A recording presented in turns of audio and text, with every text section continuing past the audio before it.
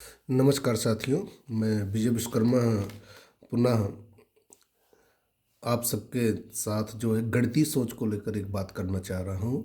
A4 size का paper क्यों और कैसे?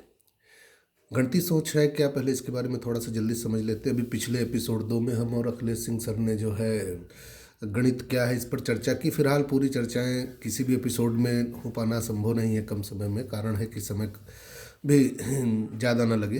तो फिलहाल हम लोग अगले एपिसोड जो बनते रहेंगे उसमें गणितीय चीज़ों को लेकर, गणित विषय को लेकर, गणित के जो कंटेंट हैं उन सारे पाठ्यक्रम पर जो है हम लोग बच्चों के आसानी के लिए, कि बच्चे आसानी से उसको समझ सकें, हमारे शिक्षकों का भी सहयोग हो सके।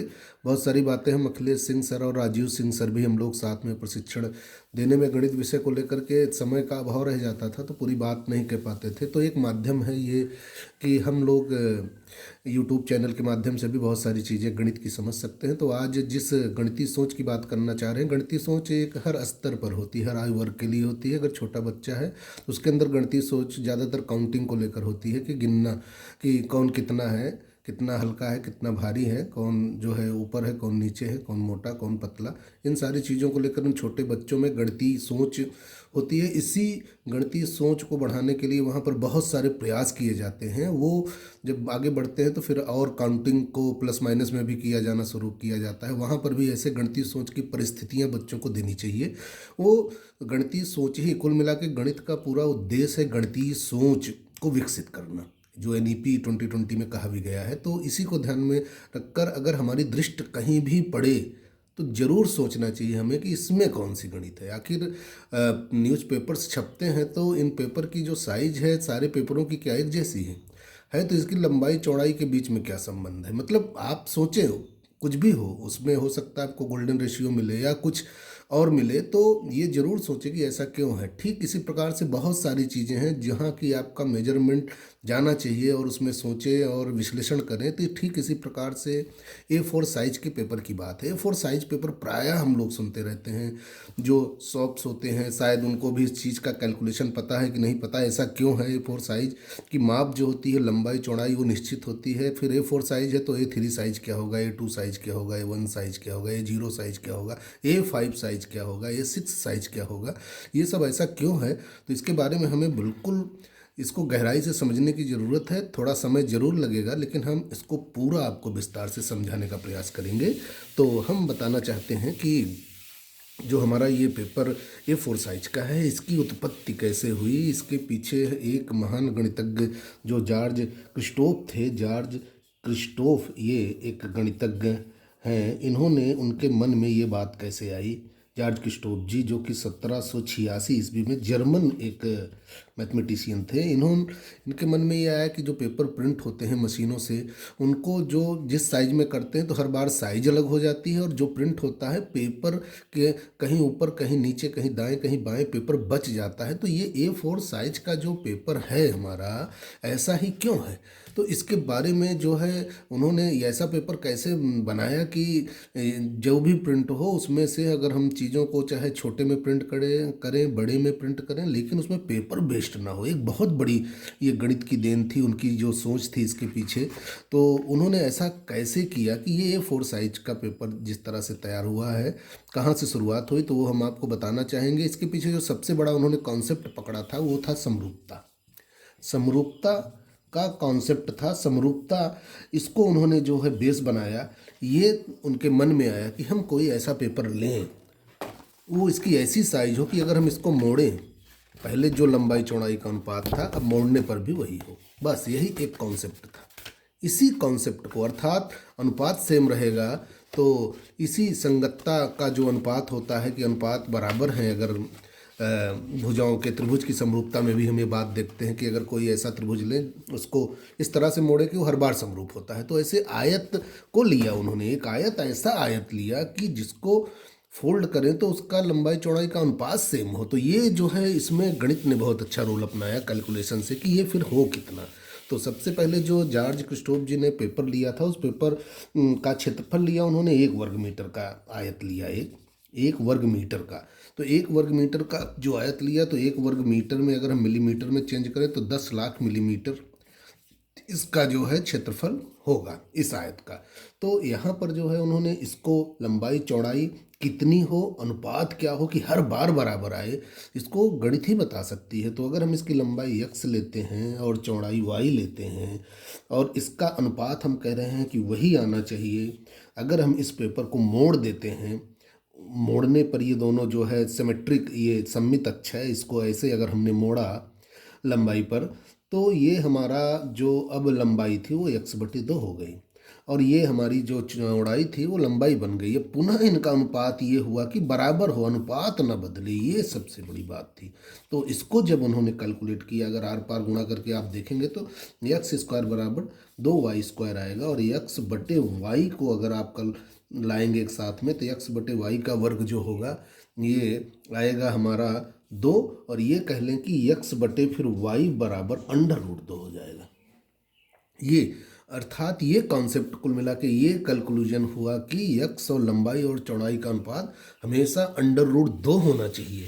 अगर √2 हो अर्थात यहाँ पे √2 अनुपाते 1 का अनुपात जिस भी पेपर में होगा वो निश्चित रूप से उसमें जो वो उसकी साइज होगी मोड़ने पर हर बार वही अनुपात आएगा और कोई ऐसा पेपर नहीं हो सकता। वर्ग लेके देख लीजिए, किसी और दूसरे माप का आयत आप लेके देख लीजिए, अगर हर बार आप मोड़ेंगे तो अनुपात आपको अलग अलग मिलेगा।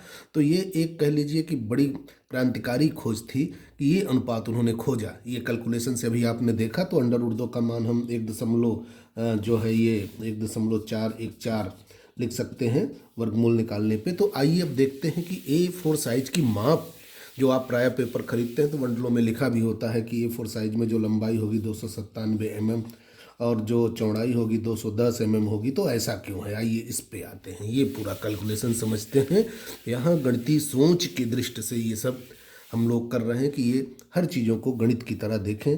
तो ये जो पेपर था उसका क्षेत्रफल 1 वर्ग मीटर का भी हमने निकाला था कि ये 10 लाख वर्ग मिलीमीटर है। तो लंबाई इसकी x है, चौड़ाई y है, तो क्षेत्रफल निश्चित है xy बराबर ये हमारा मान आ जाएगा 10 लाख वर्ग मिलीमीटर। x/y का अनुपात भी हम लोगों ने √2 निकाला था। दो समीकरण लेते हैं, अगर इनको आपस में गुणा कर देते हैं तो ये x² बराबर ये कैलकुलेशन हमारा 10 लाख √2 वर्ग मिलीमीटर आ जाता है। और इसका अगर हम वर्गमूल निकालते हैं, वर्गमूल आप निकाल सकते हैं, √ का 1.414 हो जाएगा और 10 लाख का हमारा 1000 हो जाएगा। तो कुल मिला के हम ये कैलकुलेशन ऐसे भी ये आया और 1.414 का वर्गमूल। हम चाहे तो कैलकुलेटर का भी प्रयोग कर सकते हैं क्योंकि हमें ये काम जल्दी करना है। तो x का मान इस तरह से 1189 मिलीमीटर ये आता है। तो 1189 मिलीमीटर अर्थात ये आया 1189 मिलीमीटर इसकी लंबाई हुई। और इसको जब x का मान हम किसी भी समीकरण में रख के y का मान निकालते हैं तो 841 मिलीमीटर आता है। ये आप कैलकुलेशन कर सकते हैं। तो x और y का मान जो ये आपका प्राप्त हुआ लंबाई और चौड़ाई को लेकर के, तो ये आया कि जो हमारा पहला पेपर 1 वर्ग मीटर का लिया गया उसकी लंबाई 1189 और चौड़ाई 841 mm होनी चाहिए और इस पेपर को A0 साइज का पेपर कहा गया। सबसे पहला पेपर की जो साइज मिली वो A0 साइज की पेपर ये है 1189 और 841 का। तो इसी पैटर्न को लेकर के अब आगे बढ़ते हैं तो हमें A4 साइज का पेपर मिल जाएगा। हम आपको पेपर कट के माध्यम से भी अभी तुरंत बताने का प्रयास करेंगे। आप ध्यान से इस वीडियो को अगर देखते हैं पूरा तो बात समझ में आ जाएगी। तो यहाँ पर ये देखिए कि 1189 गुणे 841, इसका गुणा करेंगे तो 1 वर्ग मीटर का जो है वो क्षेत्रफल हमें निश्चित रूप से प्राप्त होगा। ये मिलीमीटर में है सारी मापें, हम मिलीमीटर नहीं लिख रहे हैं तो आप इसको ज़रूर समझेंगे। तो ये हमारा A0 साइज का पेपर है, A0 साइज, ये A0 साइज। अब हम A1 साइज का पेपर निकालेंगे तो निश्चित है कि जो हमारा ये पेपर है यहाँ पे इस तरह का, ये लंबाई का आधा करेंगे तो ये लंबाई हमारी आधी हो जाएगी। तो जब लंबाई आधी होगी तो जो चौड़ाई है वही लंबाई बन जाती है, ये लंबाई हो जाएगी 841। तो यही क्रम को आप आगे बढ़ा देंगे। A0 साइज का पेपर हुआ 1189 गुणे 841। अब 841 लंबाई बनेगा, चौड़ाई इसका हम आधा करेंगे तो 2 पंचे 10, 2 चौक 8, 2 पंचे 10, 2 9 18, फिर 2 चौक 8, 294 दशमलव वाले के बाद वाले अंक को हम छोड़ देंगे, तो में बहुत कम हो जाएगा। तो ये इस लंबाई चौड़ाई का जो है A1 का बना है, A1 साइज। A2 साइज क्या होगी? अगर हम A2 साइज लेते हैं तो फिर हमारी जो ये चौड़ाई है वो लंबाई बन जाएगी 594, और जो लंबाई है उसका आधा कर देंगे, 2 चौक 8, 2 दूनी 4, 420। A2 साइज का। A3 साइज का पेपर क्या होगा? तो जो चौड़ाई है वही लंबाई बनेगी, और जो लंबाई है उसका आधा करेंगे, तो 2 दूनी 4, 2 नवा 18 और 2 से 14, 297। फिर A4 साइज में अब आप ध्यान देंगे कि जो हमारी चौड़ाई है वो लंबाई बनेगी 297, और जो यहाँ पे लंबाई थी उसका आधा करेंगे तो 210 mm होगा, ये mm में। तो इसका मतलब कि 297 लंबाई मिलीमीटर में होती है, 210 मिलीमीटर में चौड़ाई होती है। इस साइज के पेपर को हम लोग A4 साइज का पेपर कहते हैं, जो कि ये है। तो इस प्रकार से आगे हम उसका भी क्रम बढ़ाते जाएं तो A5 साइज का, A6, A7 इस तरह के पेपर होते भी हैं, मिलते भी हैं। आप जो है जब प्रिंट कराते हैं कभी ना कभी कार्ड वगैरह, तो उसमें वो उनकी साइज कुछ ना कुछ फिक्स होती है। तो ठीक इसी प्रकार से अगर हम इसको एक पेपर कट के माध्यम से बताना चाहें, आप ध्यान दें कि ये पूरा का पूरा पेपर A0 साइज का है, A0 साइज का है। जैसे ही हम मोड़ते हैं तो ये A1 साइज का हो जाता है। अब ये A1 साइज का पेपर है, ये यहाँ पे हम एक एग्जाम्पल के माध्यम से कि ये A0 साइज का पेपर था, ये हमारा पेपर A1 साइज का हो गया, और ये A1 साइज के पेपर को भी हमने क्या किया, मोड़ दिया। ऐसे लिया A1 साइज का पेपर, मोड़ा, A2 साइज का पेपर हो गया।